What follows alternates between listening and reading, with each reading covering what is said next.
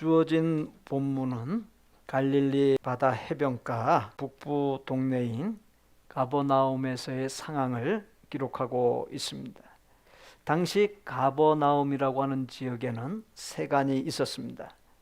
가버나움은 지중해 지역들을 관통하는 교통의 요충지였고 정치 경제적으로 매우 중요한 몫을 담당하는 지역이었습니다. 분봉왕이었던 헤롯 안티파스에 의해 다스려졌고 그곳에 세관을 설치하고 세리를 두어 통행하는 사람들의 세금을 걷어들이게 했습니다. 유대인의 자료에 의하면 세리는 두 계층의 세무 관리로 구별됩니다.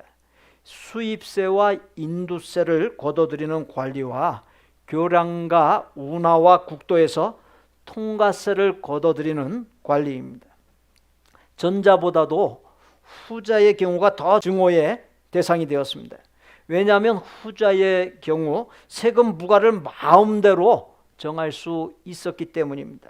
본문에 등장하는 세관에 앉아있던 레위는 가버나움을 거쳐가는 상인들의 통행로를 징수하는 일을 했던 것으로 보입니다. 당시 이스라엘을 식민지 삼았던 로마는 세금을 징수하는 관리를 입찰에 붙여 가장 많은 액수를 적어낸 사람이 세금 징수권을 따내도록 했습니다. 세리는 자기가 투자한 돈이 있었기 때문에 무슨 수를 써서라도 세금을 많이 걷어들여야 했습니다. 만일 세금을 제때 내지 못하면 비싼 이자를 물게 했고 고리대금업에까지 손을 대어 사적인 이익을 추구했습니다. 세금을 내야 할 사람이 내지 아니하면 주먹을 쓰는 폭력배를 동원하여 어떻게든 받아냈습니다. 그들은 피도 눈물도 없는 사람들이었습니다. 돈 때문에 동족을 배반하고 돈의 영혼을 판 사람들이었습니다. 당시 유대인들의 법에 의하면 세리는 죄인이었고 강도와 음행하는 자와 동급으로 취급당했습니다. 더럽고 부정한 사람으로 간주되어 예루살렘 성전은 말할 것도 없고 각 마을에 있는 회당에조차 들어갈 수 없었습니다. 그래서 누가복음 18장 기록에 의하면 세리는 그의 성전에서 멀리 떨어져 기도해야 했습니다. 세리는 이방인 노예와 마찬가지로 법정에서 증인으로 설 수 없었고 그들이 내는 빈민 구제 기금은 더러운 돈이라고 해서 받지 않았습니다. 그리고 사람들은 세리나 그의 가족과 사귀기를 꺼려 했습니다. 말하자면 당시에 가장 질이 나쁜 죄인으로 취급받았습니다. 일제강점기 때 친일파들이 일본 사람들의 앞잡이 노릇을 할 때 매국노로 배척받으며 일본 사람보다 더 미움을 받았던 것처럼 식민지 삼은 로마 사람도 미웠지만 그들의 앞잡이 노릇을 한 세리들은 매국노로 여겨 더 미워했고 사람들이 심하게 경멸했습니다. 공권력을 등에 업은 세리를 함부로 대할 수는 없었지만 수치와 혐오와 멸시의 대상이 되었습니다. 본문 13절에 예수께서 다시 바닷가에 나가심에 큰 무리가 나왔거늘 예수께서 그들을 가르치시니라 했습니다.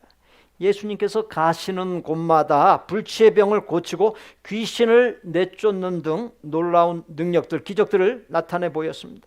그러다 보니 이스라엘 사람들 사이에 예수님에 대한 소문이 급속도로 퍼져나갔고 가는 곳마다 큰 무리가 따랐습니다.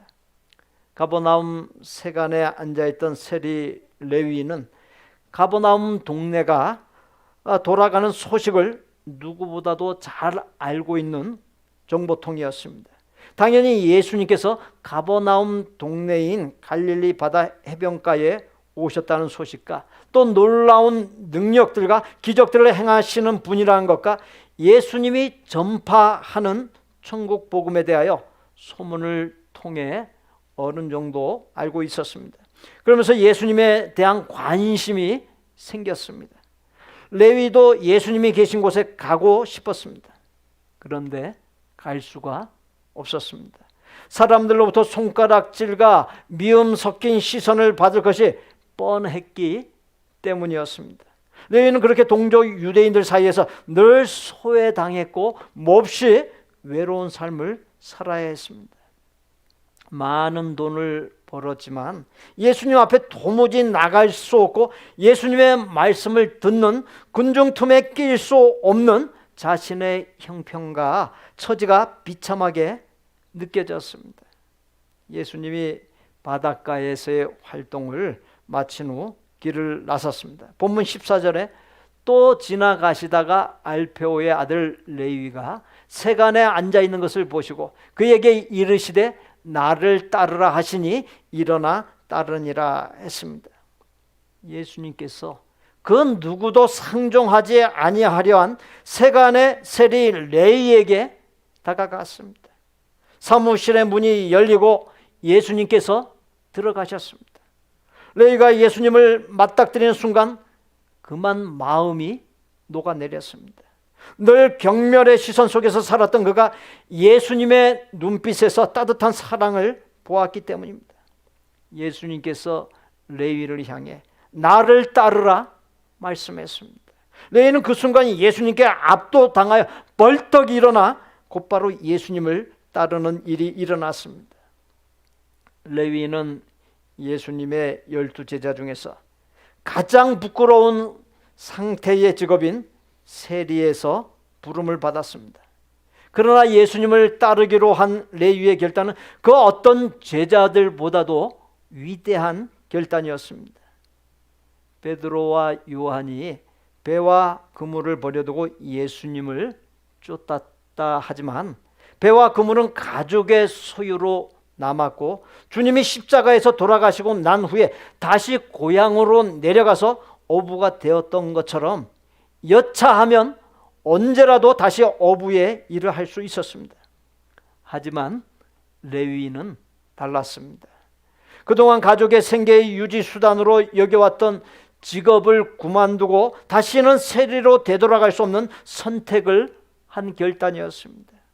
세리였던 레위가 지금까지 모든 사람의 경멸을 받으면서도 결코 놓을 수 없었던 것, 계속해서 집착하고 꿈꾸었던 것, 낮에도 밤에도 일했던 목적이 바로 돈입니다.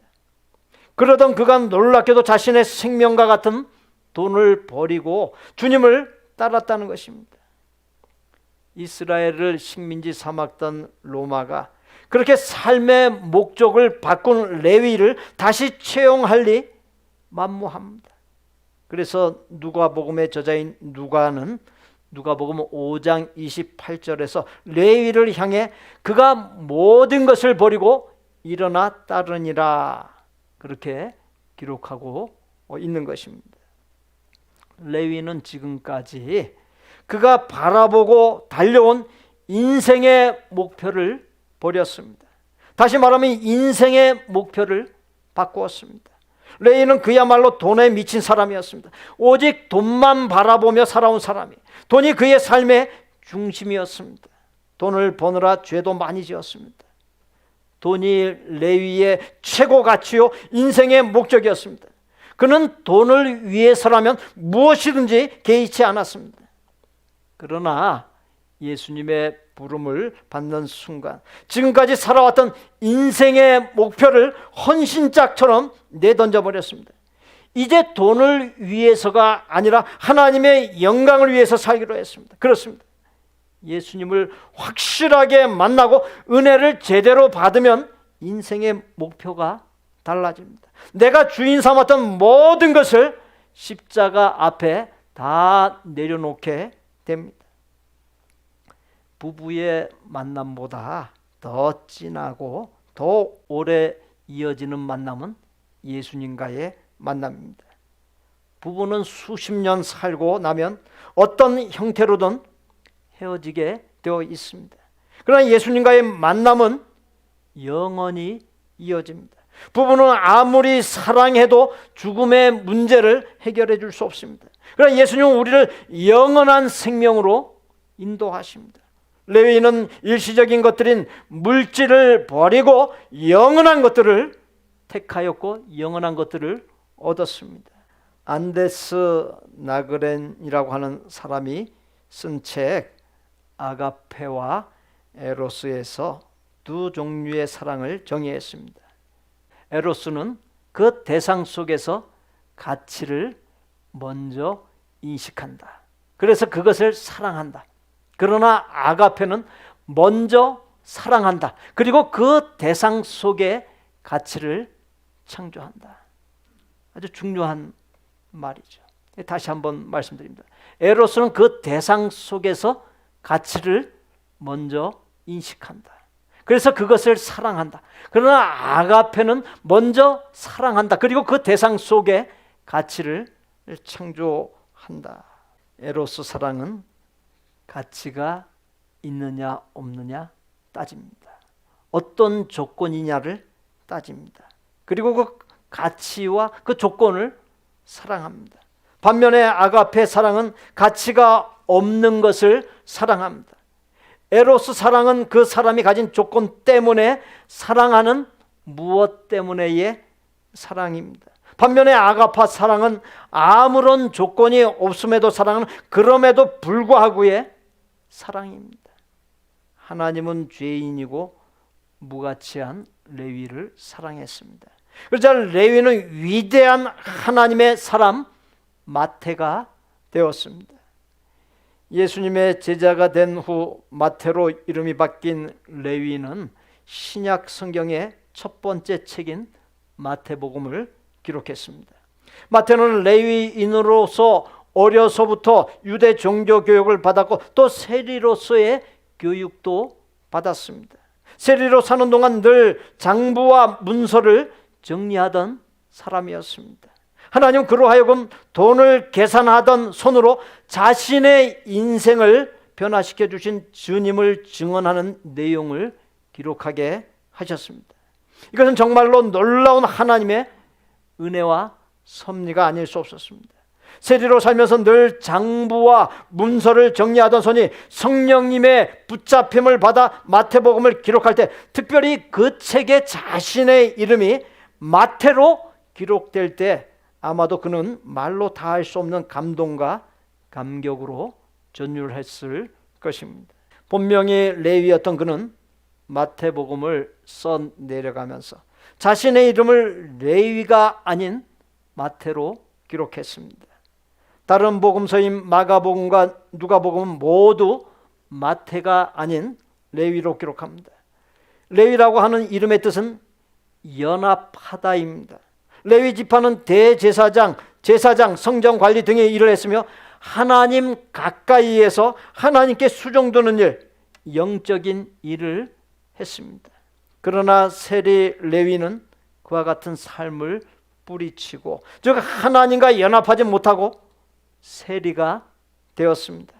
오랜 세월 세리로 살다가 예수님을 만났고 그동안 잘못 살았던 삶을 회개한 후에 레위라는 이름의 뜻대로 하나님과 연합한 자로 살아야 하는데 그렇게 살지 못한 삶에서 돌아서서 살고자 했습니다. 그러면서 주어진 이름이 마태입니다. 마태라는 이름의 뜻은 하나님의 선물입니다. 자신의 회심이 하나님의 선물임을 알고 레위보다 마태로 불려지기를 원했습니다. 그래서 자신이 쓴 책인 마태복음에서 본명인 레위가 아닌 마태로 자신의 이름을 기록한 것입니다. 마태복음은 예수님의 탄생에서부터 부활에 이르기까지 모든 역사에서 구약 성경의 기록을 언급하면서 예수님이 바로 구약 성경이 제시한 메시아라는 사실을 증언했습니다. 분량도 4권의 복음서 중에서 28장으로 가장 많습니다. 동족으로부터 버림받고 또 사회에서 지탄받는 죄인을 구약학자, 신약학자, 예수 전문가로 바꿔주심으로 인간 역사에 길이 남는 위대한 하나님의 사람이 되게 해주셨습니다. 예수님이 세리라고 하는 죄인을 제자로 삼았다는 것은 당시로서는 대단한 파격이요 충격이 아닐 수 없었습니다. 그것도 부족해 예수님께서 레위의 동료들인 많은 세리를 초대한 잔치자리, 죄인들의 집합소라 할 만한 자리에서 함께 교제하면서 식사까지 하셨습니다. 본문 16절에 의하면 바리새인의 서기관들이 예수께서 죄인 및 세리들과 함께 잡수시는 것을 보고 그의 제자들에게 이르되 어찌하여 세리 및 죄인들과 함께 먹는가라고 매우 못마땅해 했습니다. 이에 이어지는 17절에서 예수께서 두르시고 그들에게 이르시되 건강한 자에게는 의사가 쓸데없고 병든 자에게야 쓸데있느니라. 나는 의인을 부르러 온 것이 아니요 죄인을 부르러 왔노라 말씀했습니다. 이 기가 막힌 말씀이 바로 죄인들로 치부되는 마태의 집 잔치에서 선포되었습니다.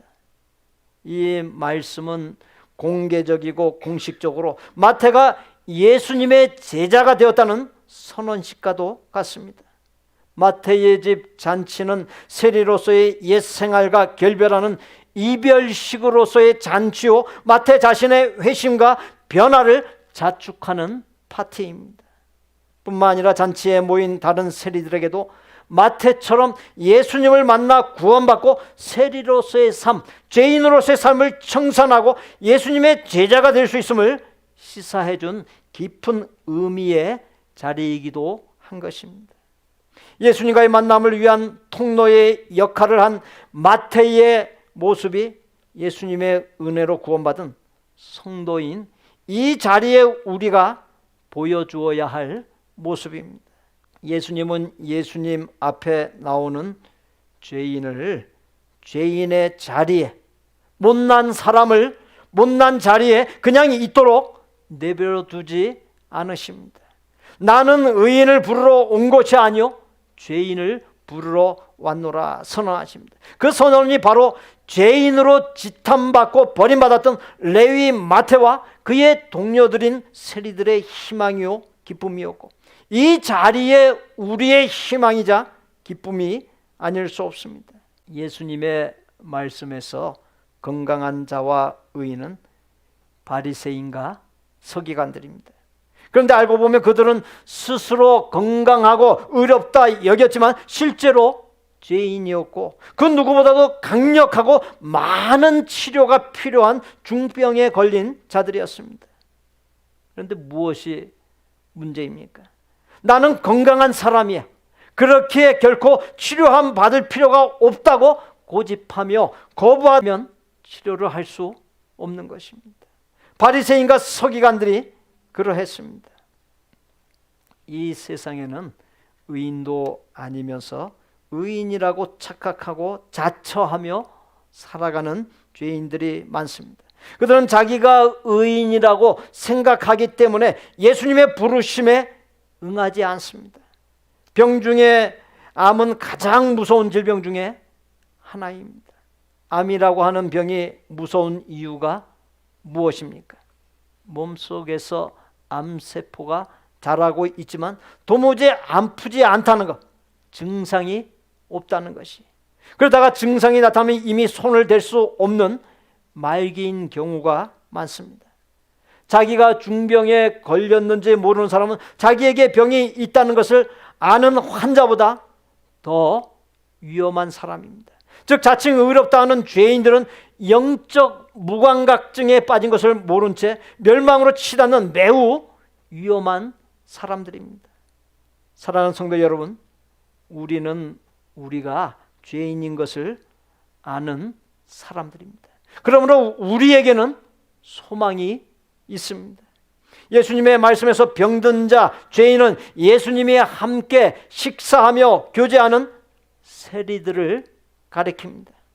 예수님을 만날 수 있는 자격은 나에게 다가오신 예수님께 자신이 죄인인 것을 깨닫고 자신의 못난과 부끄러움을 감추지 아니하고 자신을 예수님께 내어놓는 사람입니다. 그럴 때 예수님은 죄인인 나를 버리지 아니하고 긍휼히 여기고 죄를 사하여 주고 구원하여 놀라운 일을 이루는 자로 귀하게 들어 쓰십니다. 많은 성서학자는 본문의 레위가 레위 지파 가문의 사람이었을 것이라 말을 합니다. 아버지가 아들이 레위인답게 하나님을 위해 살면서 가문의 명예를 지키는 사람이 되기를 원해 이름을 레위로 지었을 것으로 봅니다. 그런데 레위는 부모의 기대와는 달리 세리로 살았습니다. 레위라는 이름에 먹칠을 하는 삶이었습니다. 그렇게 살면서 마음 한쪽이 무거운 돌에 눌려 있는 것처럼 불편했고 가시가 박힌 것처럼 아팠습니다.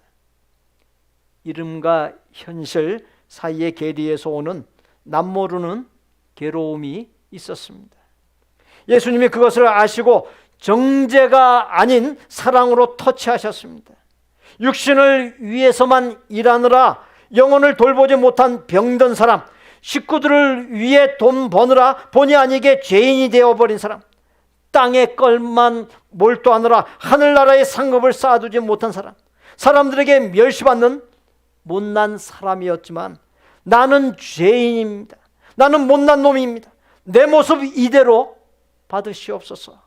그렇게 했기에 예수님께서 레위인답게 사는 예수님의 제자로 그를 고쳐주셨던 것입니다. 사람들은 과거를 따집니다. 그러나 우리의 예수님은 과거를 따지지 않습니다. 과거가 어떠했느냐 보다 지금 현재 주님 앞에선 나의 모습, 그 모습이 어떠하냐가 중요합니다. 꼭 있어야만 하는 것을 필요 조건이라 하고 있으면 더 좋고 없어도 괜찮은 것을 충분 조건이라고 말합니다. 고급 승용차, 학군이 좋은 동네, 값비싸고 아름다운 옷 등은 다 충분 조건입니다. 그런 것들은 없어도 사람의 생존에 아무런 관계가 없습니다.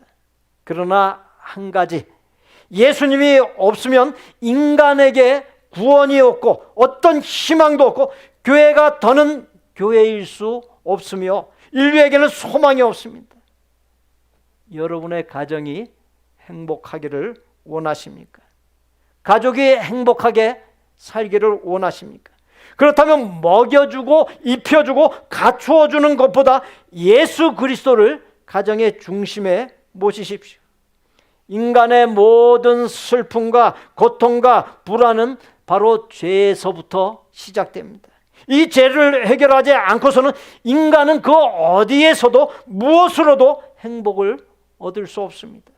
예수님만이 인간의 죄를 사하여 주시고 살 길을 열어주십니다. 공자는 이와 같은 생각을 했습니다. 아침에 도를 들으면 저녁에 죽어도 좋다.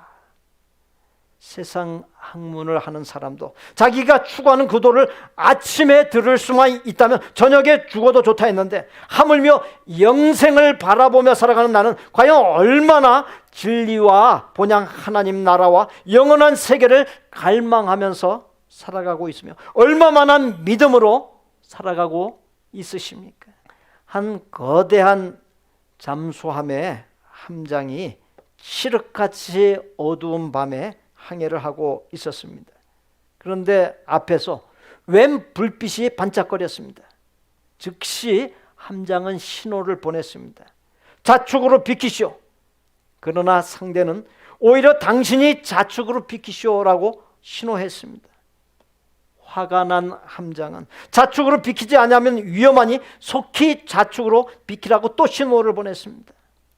그런데 상대방도 똑같이 좌측으로 비키지 아니하면 위험하니 속히 좌측으로 비키라고 했습니다. 그러자 함장은 격분하여 이렇게 신호했습니다. 나는 핵 잠수함의 함장이다. 빨리 좌측으로 비키지 아니하면 책임지지 않는다.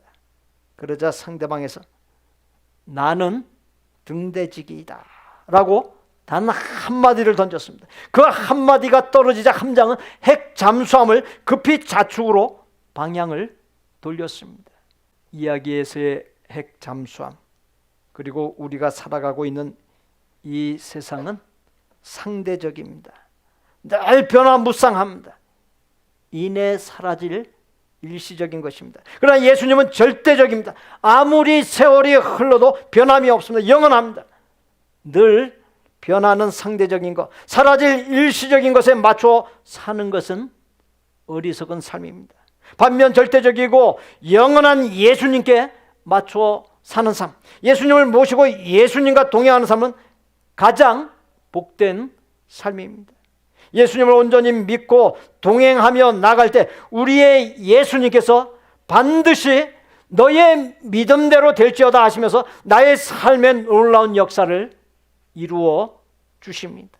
104년간 살다가 하나님의 부름을 받은 조지 베버리 쉐어라는 분의 이야기를 영상으로 전해드립니다.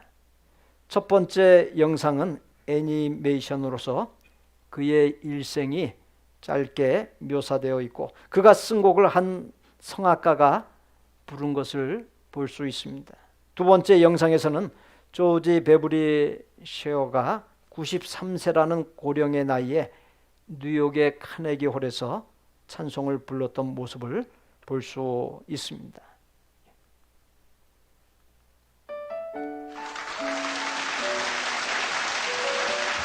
백발의 노신사가 기립박수를 받으며 무대 위로 올라갔습니다. 주 예수보다 더 귀한 것은 없네. 이 세상 부귀와 바꿀 수 없네. 장례는 이내 고요해지고 천상의 소리와 같은 찬양이 온 회중의 마음을 적십니다. 조지 베버리 쉐어. 세상 사람들은 그의 삶을 기적이라고 말했지만 하나님은 그가 젊은 날 이 찬양으로 지킨 약속을 기억하고 계셨습니다. 쉐어는 1909년 캐나다 온타리오에서 가난한 목사의 아들로 태어났습니다. 아름다운 목소리를 가진 그는 대학에 입학해 노래를 배우고 싶었지만 경제적인 어려움 때문에 학업을 중단해야 했습니다. 그런데 1931년 미국의 보험회사에서 일하던 쉐어에게 라디오 공개방송에서 노래를 할 수 있는 기회가 생겼습니다. 깊고 포용력 있는 쉐어의 바리톤 음성은 방송을 통해 전 미국 국민에게 감동으로 울려 퍼졌습니다. 그 후 방송사에서 끊임없는 계약 제의가 들어왔습니다. 방송국은 찬양이 아닌 대중가요 가수로서 출연해달라고 요청해왔고 많은 보수를 받고 인기를 얻을 기회 앞에 쉐어는 기쁨보다 고민이 되기 시작했습니다. 이때 쉐어는 어머니가 피아노 위에 올려놓은 시 한 편을 보게 됐습니다. 그 시는 어린 시절부터 찬양으로 고백했던 자신의 마음을 떠오르게 했습니다. 한참 동안 시를 묵상하던 쉐어는 그 자리에서 멜로디를 붙여 찬양곡으로 완성했습니다. 쉐어의 결단이기도 한 이 곡이 바로 찬송가 주 예수밖에는 없네입니다. 그 후 쉐어는 전도자 빌리 그레암 목사와 평생을 동역하며 찬양과 간증으로 전도를 했습니다. 그런데 재미있게도 훗날 하나님은 수많은 대중가요 가수들도 받기 어려운 미국의 레코드 대상을 쉐어가 찬양으로 수상하게 하셨습니다. 그리고 수많은 박수와 갈채 속에서 백발의 쉐어는 이렇게 고백하곤 했습니다. 감사합니다. 하지만 나는 어떤 박수와 갈채라도 우리 예수님과 바꾸지 않겠습니다.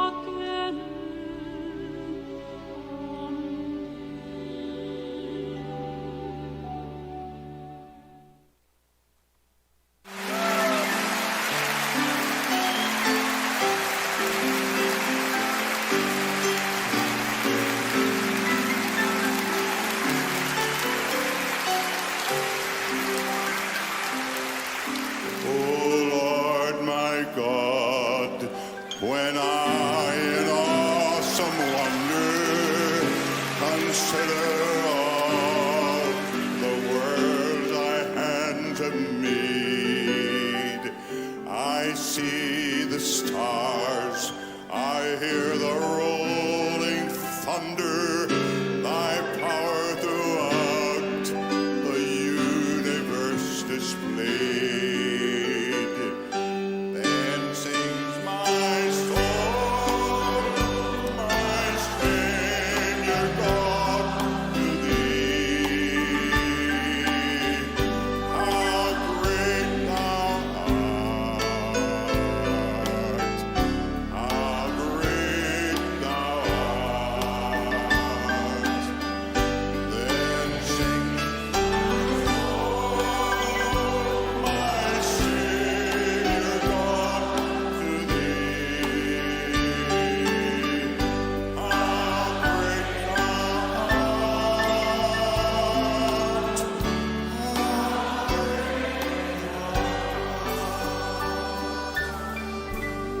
Christ shall come with shout of acclamation and take me home. What joy shall fill my heart? Then I shall bow in humble adoration and there proclaim, my God, how great thou art.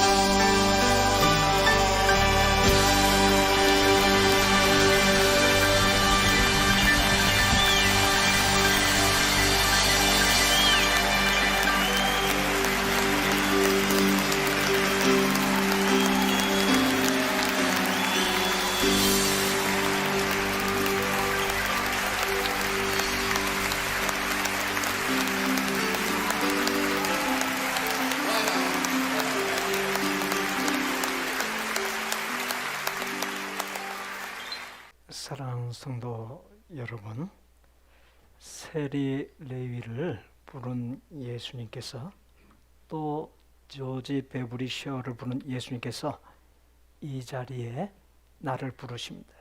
낙심한 나를 소망의 자리로, 소외된 나를 친구로, 죄인인 나를 용서가 있는 은혜의 자리로, 흔적도 없이 사라질 허무한 것에 목적을 두고 살았던 나를 사람을 낚는 어부라고 하는 사명자로서의 자리로 부르십니다.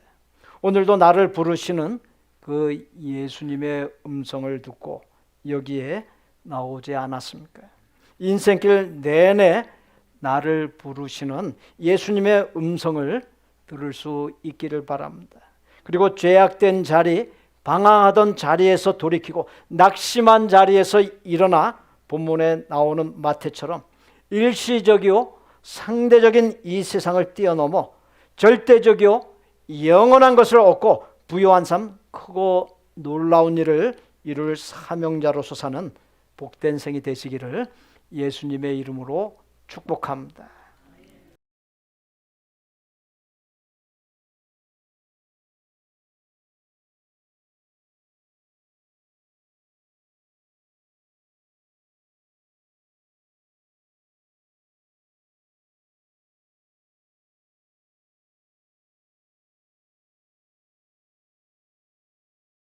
우리 구주 예수 그리스도의 은혜와 아버지 하나님의 거룩하고 완전한 사랑과 성령님의 교통 내주 역사하심이 나를 부르시는 예수님의 음성을 듣고 예수님의 제자가 되어 허무하게 사라질 이 세상 것이 아닌 사라지지 아니하는 영원한 것을 삶의 목표 삼고 세상을 뛰어넘어 영원한 세계로 나아가는 복된 삶을 살기로 소원하고 작정하는 아름다운 마음의 성도들과 성도들의 가족과 생업과 학업과 대인관계와 미래 위에 우리 복된 교회 신앙 공동체 위에 우리가 사랑을 나누는 곳들과 사역자들 위에 이제로부터 영원토록 함께 계실지어다. 아멘.